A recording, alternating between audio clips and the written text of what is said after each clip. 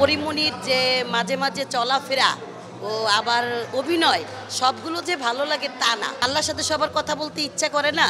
পরিমণিরও কি ইচ্ছা করে না? পরিমণিকে আমি একটা কোরআন দিয়েছি, তো একটা মুসলমান হিসাবে কোরআন দেওয়া দরকার। তো প্রত্যেকটা মানুষের হাতেই কোরআন দেওয়া দরকার।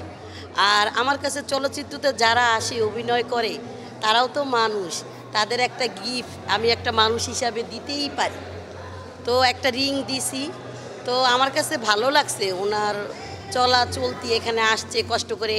আমার বাচ্চা অসুস্থ রেখেও আমি ওনাকে দেখার জন্য অনেক দূরে থেকে আসছি। তো এই অনুষ্ঠানটাও অনেক ভালো লাগছে। পরিমণির যে মাঝে মাঝে চলাফেরা ও আবার অভিনয় সবগুলো যে ভালো লাগে তা না।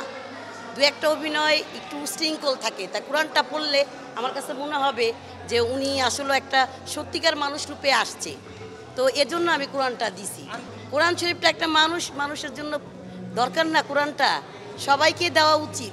কোরআন তো আল্লাহর সাথে কথা বলা, তো আল্লাহর সাথে সবার কথা বলতে ইচ্ছা করে না? পরিমণিরও কি ইচ্ছা করে না? তো আমি চাই পরিমণিও কথা বলুক, আল্লাহর কাছে যাক, আপনারাও যান। আর কি করেন? কাকে বলে? তাই আসছি।